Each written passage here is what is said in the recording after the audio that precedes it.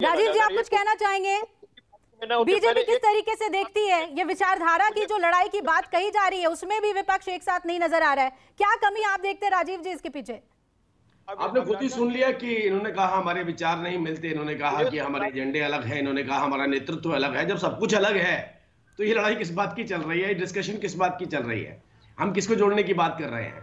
देखिए, राहुल गांधी जी कह रहे हैं, मैंने अभी थोड़ी देर पहले आपको कहा था, उन्होंने कहा मेरा नेतृत्व स्वीकार कर लीजिए, और अभी जी समाजवादी पार्टी के प्रवक्ता ने भी इस बात को बोला, भाई हमारे नेता उनसे बड़े हैं, वो अपनी पार्टी के बड़े हो सकते हैं लेकिन हमारे लिए बड़े नहीं हो सकते। जब वो बड़े हो ही नहीं सकते हैं तो जिनसे उम्मीद लगा करके बैठे हैं, अगर वही आपका नेतृत्व स्वीकार करने के लिए तैयार नहीं है, तो भारतीय जनता पार्टी के प्रवक्ता को विंडो में बैठा के आप किसका नेतृत्व यहाँ पर डिसाइड करवाने वाले? देखिए, हमने कहा कि देश के अंदर देश के लोगों ने जो देश का प्रमुख नेतृत्व है वो देश के प्रधानमंत्री नरेंद्र मोदी जी को दे रखा है।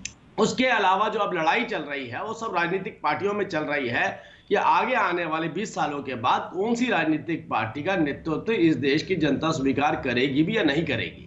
तो ये लड़ाई चल रही है। उस लड़ाई के बीच में आपने भारतीय जनता पार्टी के अगर प्रवक्ता से ये पूछवाना है कि प्रधानमंत्री के सामने कौन खड़ा होगा, तो हमारी नजर में तो कोई नहीं खड़ा है। अब ये इनको डिसाइड करना है। जी जी, राजीव जी ये कहना चाह रहे हैं नीरज जी कि जो जनमानस है उसने अपना लीडर चुन लिया है, और राहुल गांधी उस लीडर के खाके में फिट बैठते हैं या नहीं, उस एम में वो अभी पूरी तरीके से सक्सेसफुल नहीं हुए हैं। नीरज जी, यही वजह है कि विपक्ष आपके साथ नहीं खड़ा हो रहा है।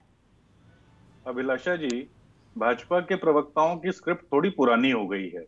अब इनको साल भर नई स्क्रिप्ट तैयार करनी चाहिए और उस पर बात करें। देखिए, हम तो सीधी सीधी बात कहते हैं।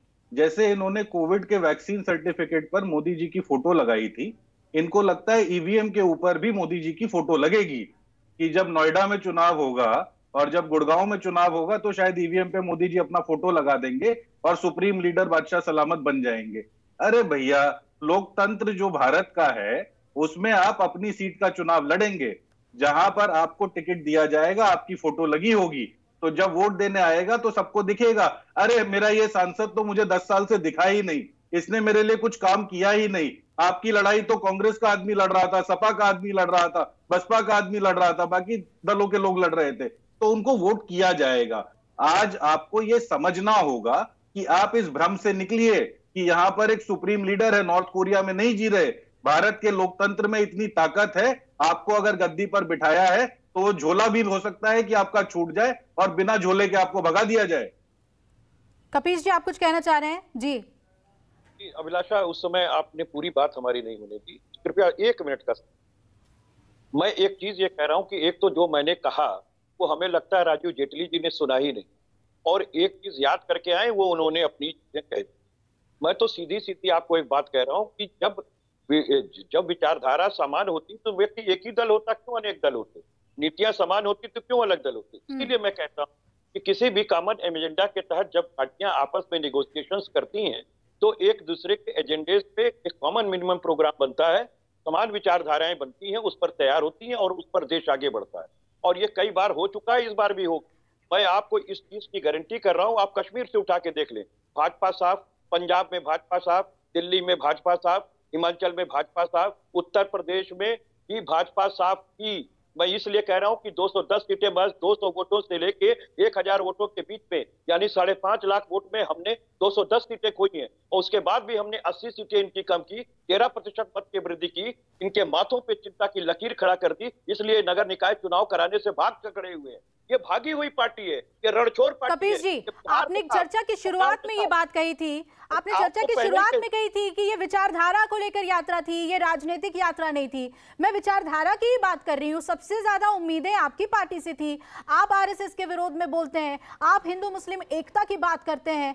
ऐसे में जिस तरीके से आपने दूरी बनाई है उससे फिर कैसे माने कि आप विचारधारा को लेकर भी बिल्कुल बीजेपी के बिल्कुल अगेंस्ट खड़े हैं, मजबूती के साथ खड़े हैं।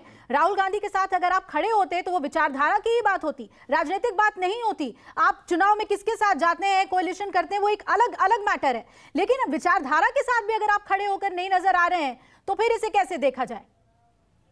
हम स्पष्ट रूप से विचारधारा के साथ इसलिए खड़े हैं कि हमने कांग्रेस को बधाई भी दी है और हमने कहा कि हम आपके इस लड़ाई में आपके साथ हैं, और साथ ही हमारी अपनी भी लड़ाई उत्तर प्रदेश के अंदर चल रही है।